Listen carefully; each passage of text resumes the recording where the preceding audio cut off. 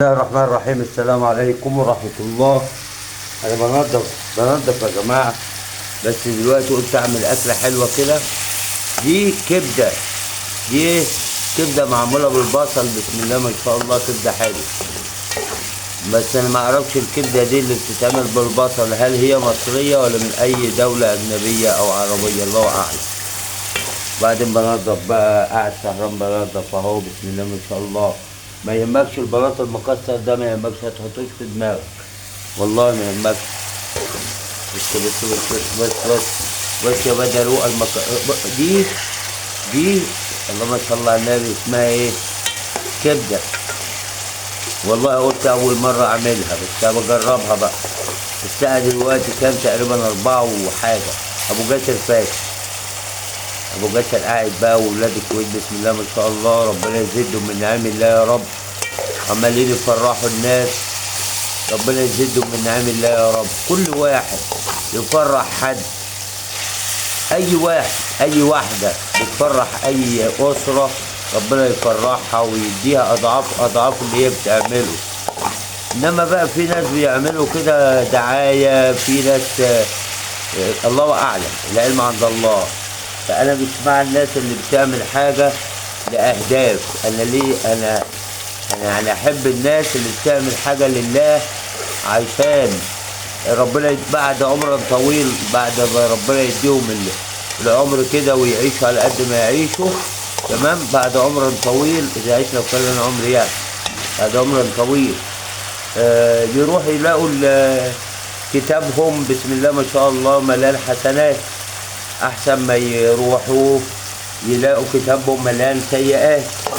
اتمنى من كل الناس والله اللي يعمل عمل خير يعمله لله بدون ما يستنى اي حاجه. ما تستناش شكر ولا اي حد، ان حد يشكرك.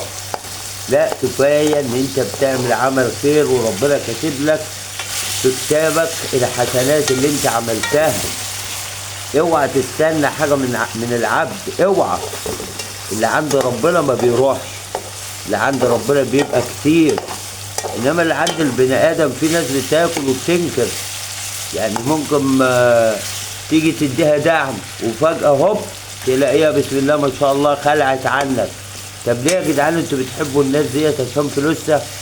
طب ما تحبوهم زي ما ربنا سبحانه وتعالى بعتهم لك يساعدوك محبة فيك، وياخدوا الثواب والصدقة الجارية ياخدوا الثواب من الله.